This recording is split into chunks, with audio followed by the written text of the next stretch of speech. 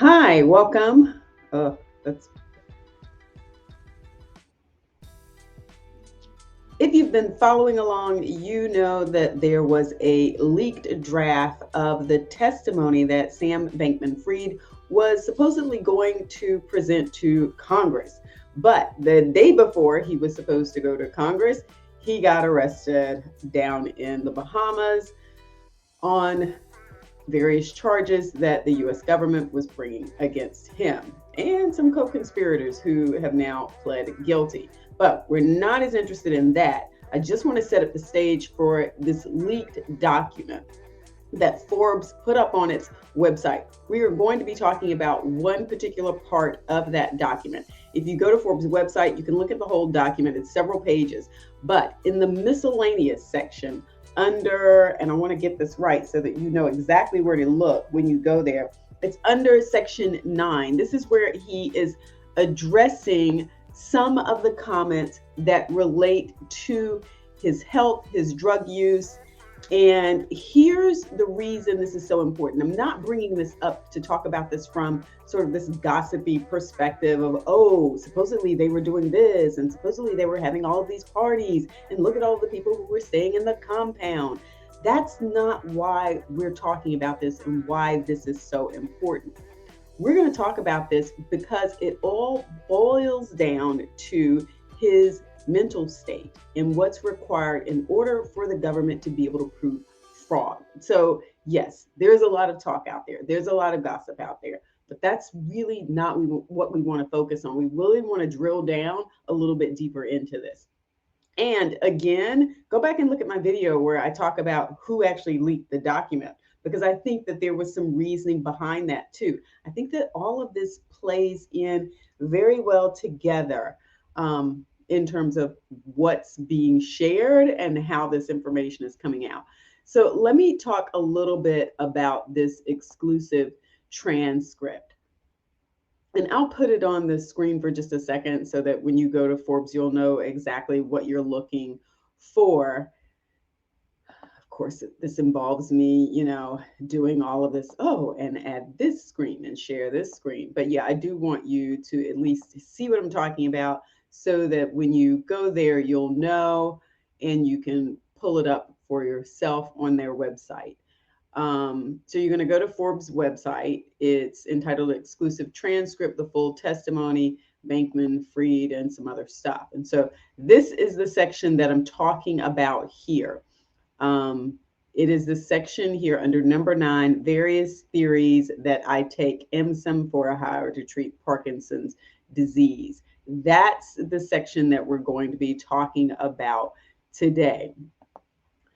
So now, throughout this whole leaked testimony, he goes into a whole lot of detail about FTX, okay? But then he goes through what he calls misstatements, and this is where he addresses health in number 9. So some of what's been out there, like I said before, it's been a lot of gossip, a lot of talk, a lot of chatter around drinking and drugs and the young lifestyle and the people in the compound. However, there has also been this concern about his health and what he's taken, not just because of those things, but actually because of what has shown up in some videos. And there are tons of videos that you can go out and look at on your own, but I'm just going to bring up 2 so that you'll know what I'm referring to. And let's see if I can find one of these first. I don't have them in any particular order. I think I want to go to this interview. No, okay, I want to go to this other one first. I'm going to go to this one here with New York Times Deal Book Summit.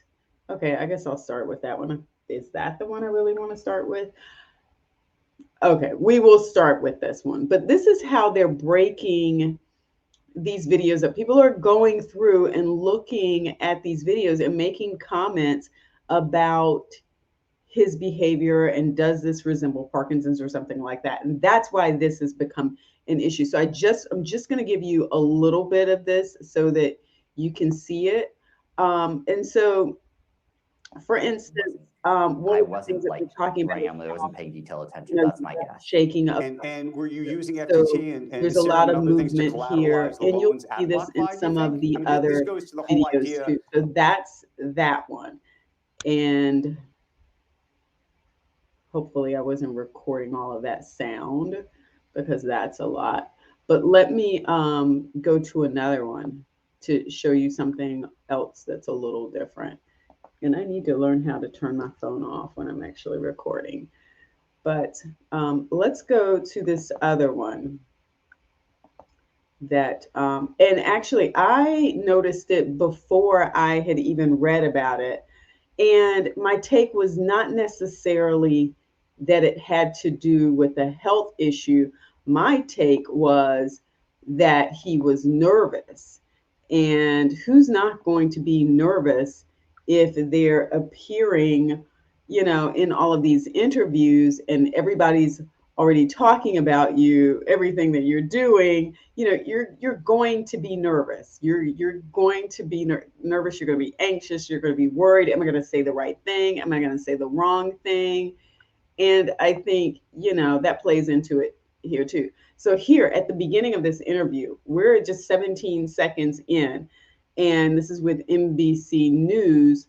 And you can see So let me here start. You're the fourth. You may shaking not know this, of but the foot here. know it now. You're Now, the fourth largest I individual am donor, not essentially, a to the person who's going to midterms. try to talk about what I think was going on there. I'm sure some people saying, well, sometimes that's a way of sort of calming yourself, but that's what people are talking about. So that's what people are looking at to sort of make these critiques about his health. And they're talking more about, just the gossip and that sort of thing. So let me tell you what he said, though. This is what he said, because he actually addressed this and I'm going to unplug my battery here because this fan is just going like crazy.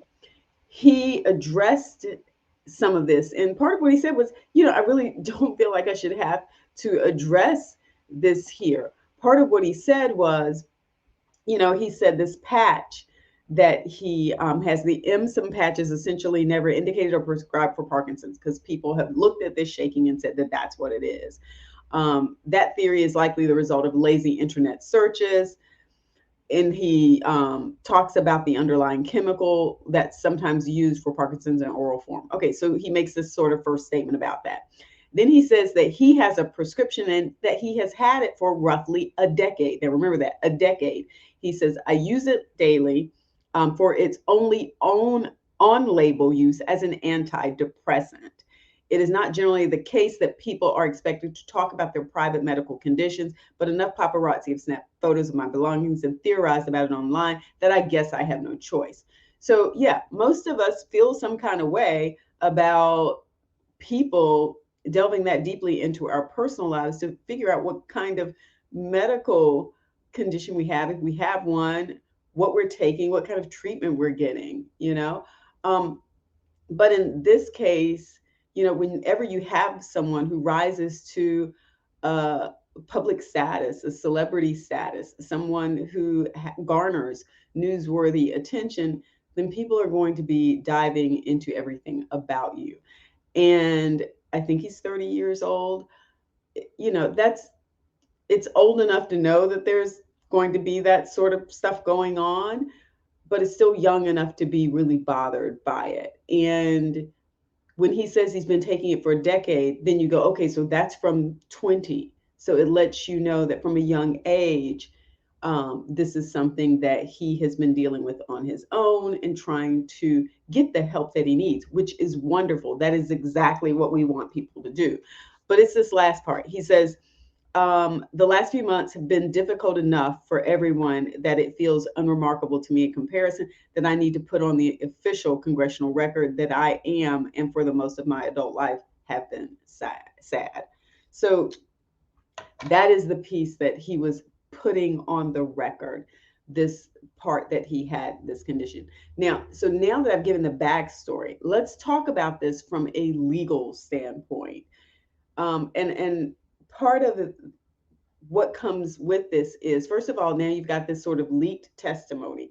Again, this can be a way of getting information out there without you putting yourself in a position where you can be questioned about some of the statements that you make at this point, okay? Because, if they go to trial and if he takes a stand, which I doubt, then there would be that opportunity. But in most cases, we aren't out there making statements, but he has continued to make statements, hopefully to give people an understanding, an impression of what was going on. This is his narrative, his story. So just like the prosecution is going to be putting together their story, he has been putting together his story out in the streets for a while now.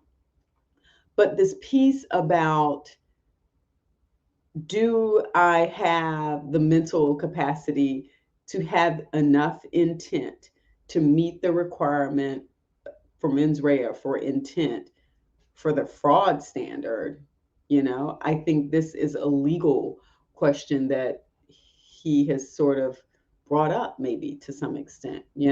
It's, well, I have been sad, I have been medicated for the last 10 years with this. And so maybe, therefore, I haven't always made the right decisions. I haven't been thinking as clearly as I should have been.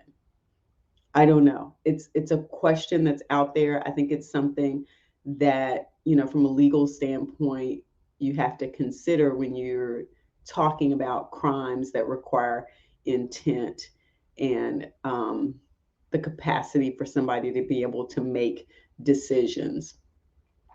From where I'm sitting, from where a lot of you are sitting who've been following this along, um, one of the things you would say is, well, if he's taking his medication, then hopefully that has helped him, and therefore he has been in a position to make these decisions. But if not, I don't know. I wonder if it's something that he's going to argue, if it's something that he's going to say. But yes, his mental state may come into play in this case, but we're going to see. But I just wanted to say he is addressing this. He has addressed this. And it's unfortunate that he felt like he needed to go public with it. But at least understand and have an understanding now of what he said was going on. And we hope anyone in this condition or in this position will get the treatment that they need. So now that you've learned a little bit more about what was going on with his use of certain pharmaceuticals, hope that helps you with your understanding.